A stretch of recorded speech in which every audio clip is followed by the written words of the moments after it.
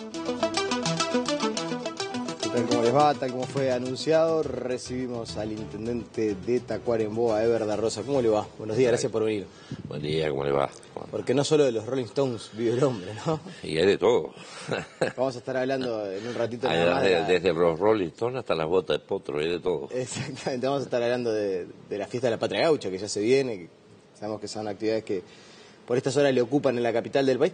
¿Cómo anda su departamento? Recién conversábamos fuera de cámaras que en realidad cuando no se conoce demasiado, no hay demasiada noticia de primera plana de algún punto del país, es porque está todo tranquilo y porque no ha habido un lío. Exactamente, no hay lío político sobre todo. No, en general tranquilo, estamos trabajando tranquilos, por supuesto que acorde con las nuevas circunstancias que vive el país, y todos sabemos que el país, después que vivió algunos años de bonanza, hoy está en un periodo no de crisis, pero sí de, como dicen en los aviones, de turbulencias. ¿Se siente más el impacto en el interior que en Montevideo, la desaceleración? A nosotros lo que nos golpea más fundamentalmente es la diferencia cambiaria con Brasil, porque estamos a 100 kilómetros de la frontera brasilera. Y claro, las diferencias cambiarias, mientras que Brasil ha devaluado más de un 50%, nosotros hemos devaluado un 20 y pico, cerca de un 30%. Eso ha determinado que lógicamente haya una diferencia de precio muy grande entre muchos productos del lado brasilero con respecto al del lado uruguayo. Entonces mucha gente se va, este es un viejo problema, yo lo conocí hace muchos años, recuerdo cuando Fernando Henrique Cardoso devaluó en el año 99. La gente obviamente se va en masa al otro lado de la frontera a comprar en los supermercados brasileños, a consumir en los comercios brasileños, a poner combustible del lado brasilero y después, como está a una hora de viaje, en un ratito está de nuevo en Tacuarembó. Entonces eso golpea el comercio. Y al golpear al comercio genera repercusiones en la plaza porque determina que haya gente que quede sin trabajo, comercios o empleos, almacenes o empresas comerciales que trabajaban con 8, 10 o 15 empleados, bueno, reducen y pasan a trabajar con 4 o 5, otros donde trabajaban 4 o 5 trabajan ahora con 2 o con 1. Es decir, repercute sobre el tema laboral y eso naturalmente es uno de los factores que más a nosotros, obviamente que también chicotea la situación por otros motivos que son nacionales, pero a nosotros ese tema en particular nos golpea fuerte por estar tan cerca de la frontera, ¿no? ¿Y ha estado remiso el gobierno en tomar algún tipo de determinación? En el marco del Consejo de Ministros que sesionó en Artigas, el intendente se lo planteaba, Caram se lo planteaba al Poder Ejecutivo, que es necesario adoptar una política de frontera. Bueno, ayer se dijo que se iba a formar una comisión, en fin, que se iban a estudiar medidas. Pero ya llevamos unos cuantos meses de esta situación en cuanto a la diferencia cambiaria con Brasil. Mire, no es sencillo el tema, y a mí nunca me ha gustado practicar la demagogia, decir que el gobierno debió haber hecho esto, y ya hubiera corregido esto, y ya hubiera corregido lo otro. El problema es que el gobierno tiene que evaluar, tiene que necesariamente continuar seguramente acelerando el proceso de evaluatorio, porque si no se queda fuera de Brasil, no solamente por el problema de la competitividad de los precios, sino también porque pierde mercados, la colocación de mercados. Es lo que nos pasó a nosotros y que llegó a la crisis del 2002, cuando Uruguay no devaluó y en aquel momento Brasil había hecho una gran devaluación y fuimos desplazados de casi todos los grandes comercios, los grandes mercados del mundo en la colocación de productos, porque el producto uruguayo era demasiado caro. Entonces el gobierno no tiene más remedio que seguramente seguir un proceso, un ritmo evaluatorio. Por el otro lado, el gobierno tiene miedo, tiene dos grandes problemas, que son que la inflación se le siga disparando, y por el otro lado un déficit fiscal que para lo que es la economía uruguaya es bastante alto, bastante importante, es de un 3,5%, que fue el déficit que quedó de la administración Mujica, y que naturalmente es un elemento que limita mucho el campo de acción que pueda tener el gobierno. De manera que el gobierno va a tener que manejarse con mucho equilibrio, pero no va a poder cerrar los ojos a lo que pasa en Brasil, porque eso sí que sería suicida y sería no haber aprendido la lección de lo que pasó de lo que ya nos pasó en el 2001 y nos pasó en el 2000, de lo que nos pasó en el 2002, sí. Básicamente. Pero eso con relación al tipo de cambio que opera en nuestro mercado. Ahora, con relación a la política de fronteras, usted está dentro de... Porque recibíamos... Hace no mucho hablábamos con el intendente Artigas, incluso con Botana también varias veces, con relación a la política frontera que hay que adoptar. Y la semana pasada recibimos también al intendente de Rocha que, claro, desde el Frente Amplio tenía como otro matiz con relación a cómo había que procesar esta etapa en la cual ciertamente el tipo de cambio favorece al lado brasilero. La visión suya es que rápidamente hay que adoptar alguna determinación para favorecer el comercio de la frontera de este lado, o bueno, hay que dejar que pase este tiempo o hay que tomar algunas medidas que favorezcan al comercio de este lado. Ese es un camino, sería el camino más rápido. Claro, eso tiene un costo fiscal para el Estado uruguayo. O de lo contrario, bueno, acelerar el proceso evaluatorio. Y después tomar una serie de medidas administrativas que son las que siempre se han tomado y que tienen un valor relativo, porque siempre la realidad del fenómeno del contrabando pasa por arriba de las medidas administrativas y de contralor que se suelen tomar.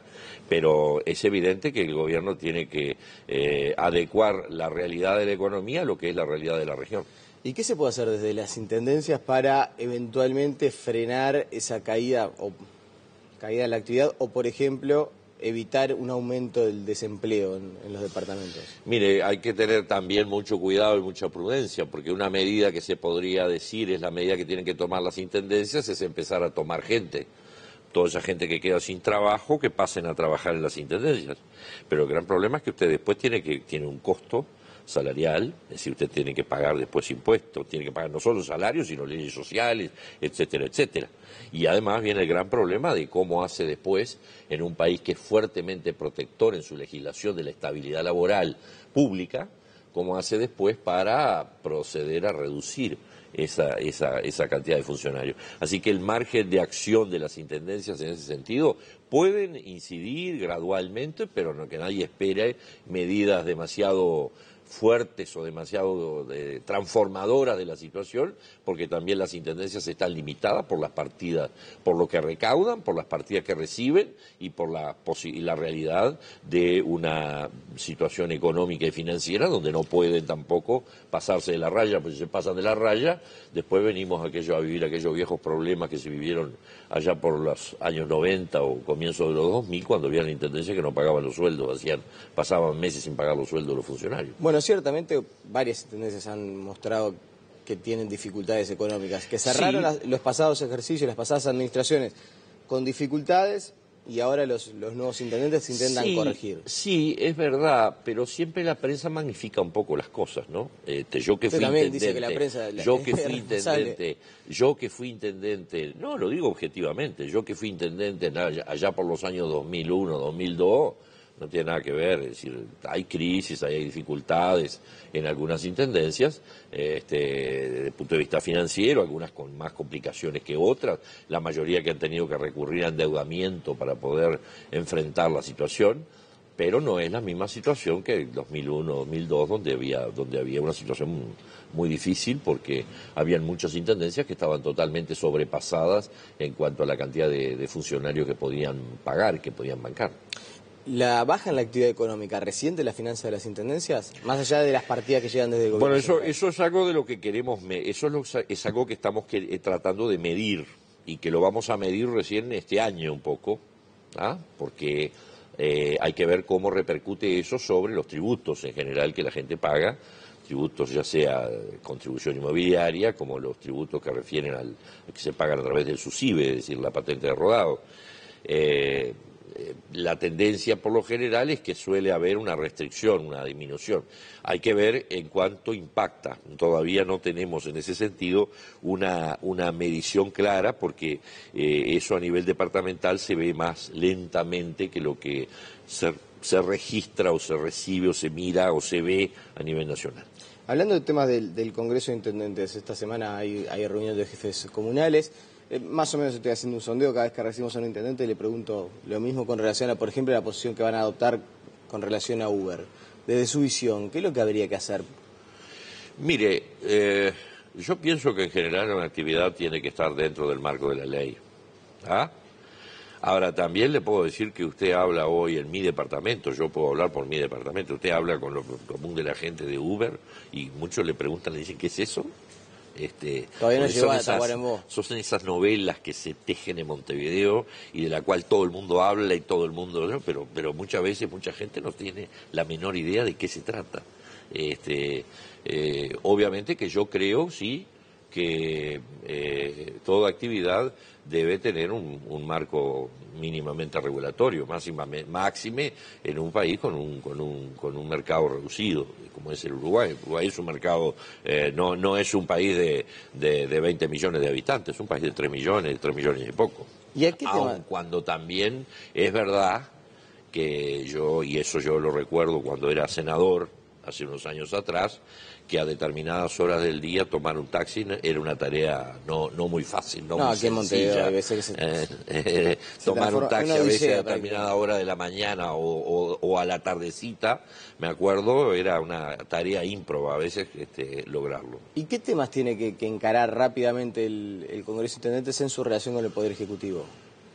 Y mire, tenemos el comienzo de un año. El comienzo de un año implica toda la temática de relacionamiento y de coordinación en lo que tiene que ver con los planes de caminería rural, que son en parte financiados por transferencia de recursos del Gobierno Nacional, eso es así desde hace muchísimos años, y que ahora son coordinados no a través del Ministerio de Transporte y Obras Públicas, como lo era hasta ahora, y pasan a ser coordinados desde este año por la Oficina de Planeamiento y Presupuesto, lo cual es una experiencia totalmente nueva. Hasta ahora estábamos acostumbrados a coordinar y a hablar de estas cosas con el Ministerio y con los ingenieros del Ministerio de Obras Públicas. Ahora todo esto pasó a ser manejado desde la órbita de la Oficina de Planeamiento y Presupuesto, que es quien coordinará las acciones con las intendencias. Naturalmente que ese es un tema, y otros temas que son los del diario vivir, los temas del SUSIBE, los temas que tienen que ver con las partidas, las transferencias de las partidas, con los ajustes de las transferencias de acuerdo a la realidad del nuevo año, que son naturalmente realidades que, están previstas en la Constitución. No es otra cosa que el cumplimiento de los artículos 214 y 298 de la Constitución de la República. Veo que ahora con el relacionamiento con la OPP los van a fiscalizar más con relación a la ejecución de obras y sobre todo los tiempos y sobre todo que los dineros vayan específicamente a esas obras. Por supuesto, y eso está bien, porque si los dineros, las transferencias tienen que ir para lo que se pactó. No puede decirse se firma un convenio o se transfiere una partida y la partida va para otra cosa o se usa en otra cosa. Es decir, eso a mí no me parece mal. Pero ¿se acuerda que en algún momento se había hablado que iban a poner cámaras en las obras para que la gente pudiera ir fiscalizando? Sí, de esas cosas se habla mucho, pero en este país se habla de tanta cosa que después a los 3 meses nadie más se acuerda de más nada. Usted pregunta y dice, che, ¿te acordás de que dijeron en tal cosa? Y nadie se acuerda de más nada. Es así, la realidad es... ¿Va a quedar todo denunciativo entonces? No sé, puede ser que haya alguna iniciativa, alguna cosa nueva en ese sentido, pero no. Yo lo que creo es que tiene que haber una racional coordinación entre el gobierno departamental y el gobierno nacional. Y naturalmente debe haber una coordinación en lo que tiene que ver con los recursos, pero siempre respetando el gobierno nacional un principio constitucional consagrado en la Constitución de la República, que es el principio de la autonomía de los gobiernos departamentales. O sea, no es cuestión tampoco de que voy y pongo un interventor que va a controlar y a manejar los dineros a la par del intendente. Bastante más alejado de la arena política montevideana ahora, después de varios años. Tiene sus ventajas porque uno ve las cosas más de lejos, ¿no? Mira los informativos y, usted sí que estuvo... y ve toda esa novela que fulano dijo y que Mengano contestó y que el otro dice que va a hacer denuncia, el otro dice que no hay que hacer denuncia. Y en eso pasamos semanas enteras a veces. ¿Y cómo ve el panorama? ¿Cómo ve la arena política allá desde el norte del país? Y mire, no veo sin mayores cambios en este momento. Ahora el tema que ha copado la banca es el tema de ANCAP, que todo el mundo sabe, basta prender un informativo a las 7 de la mañana y el tema ANCAP está en primer lugar, y veremos qué es lo que ocurre. Yo no estoy hoy en la actividad parlamentaria, no puedo opinar o hablar de afuera por pero cosas sí pasa una lectura política de cómo está el país. Una lectura política. Creo que hay gente que dice, no, estoy convencido que el Frente Amplio en las próximas elecciones va a perder el gobierno. Hay quienes dicen que... Mire, hacer futurología cuando faltan 4 años es muy difícil. Yo no soy de los que aseguran que el Frente vaya a perder, pero tampoco digo que el Frente las tiene todo consigo, ¿no? El Frente tiene todo un problema que es el relevamiento generacional, quién va a ser el candidato, ponerse de acuerdo en torno a ese candidato, ¿Y el que Nacional? todos los grupos del Frente estén de acuerdo en ese candidato, en fin, hay toda una temática de por medio que hay que pasar, que en su momento va a gravitar y que seguramente va a gravitar mucho más que lo de ACAP, que seguramente dentro de un tiempo, como otras cosas en este país, dentro de un tiempo ya nadie más habla del tema. ¿Y en el Partido Nacional? Y el Partido Nacional tendrá que vivir un proceso también de interna y tendrá que ver qué candidatos son los que pueden interpretar esa visión del Partido Nacional y también adecuándolo a una visión social, ¿verdad? La sociedad de hoy no es la misma sociedad de cuando falleció Wilson Ferreira en 1988. ¿Y le está costando ese cambio al partido? Ni la sociedad que murió cuando murió Herrera en el 59.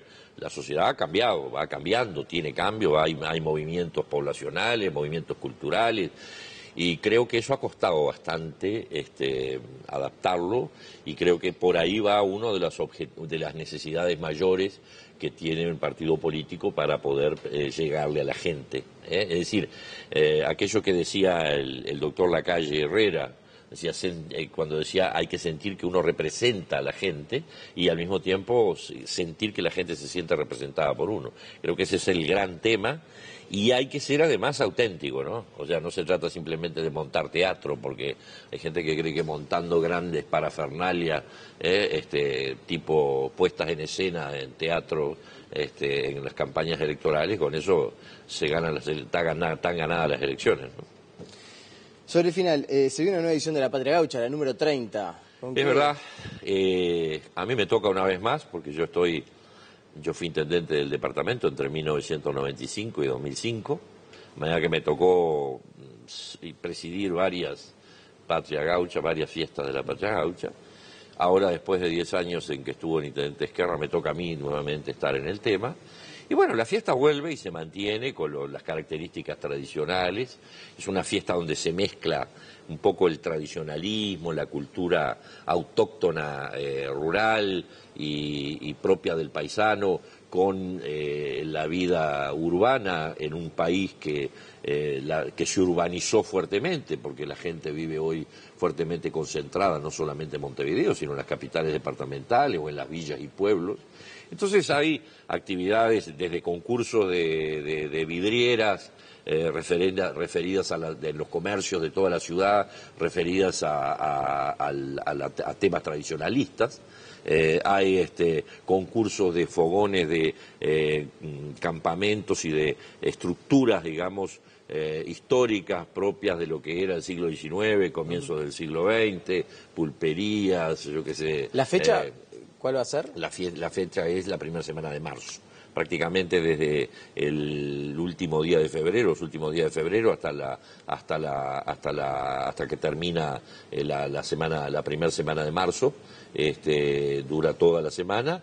Y bueno, además de eso, hay además del concurso de jineteadas, del concurso de los fogones y de las representaciones históricas, de la elección de la Miss del Pago, es decir, la elección de la reina de la fiesta, el escenario con artistas siempre de buen nivel, Lucas Hugo, Larbanua Carrero, Leandro Lobato, el Gaúcho da Fronteira, que es una figura que tiene una gran atracción en esa zona norte del país, en fin, una cantidad importante de artistas que todos los años desfilan, Juan José de Melo, la Sinfónica de Tambores, en fin, toda una cantidad de artistas que son los que copan, digamos, la noche.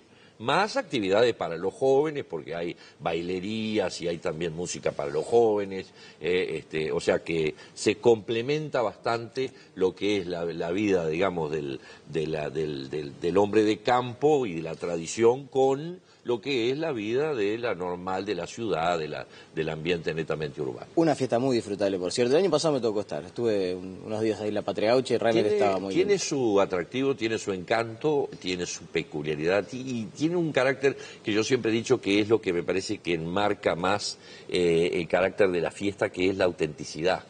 Es decir, yo siempre digo, el Carnaval de Río, usted puede ponerle mucha plata y querer hacerlo en Nueva York, pero el Carnaval de Río seguirá siendo el carnaval si es en Río. Y la fiesta de la Patria Gaucha pasa algo parecido. Usted con mucha plata la puede llevar a otro lado. Si quiere, la puede montar, pero va a seguir siendo fiesta de la Patria Gaucha si es en Tacuarembó, en el ruedo de la Laguna de la Bandera. Intendente, le agradecemos pues, esta mañana aquí en Tele Buen Día. Muchas gracias y a la orden. La pausa y seguimos con muchas más noticias.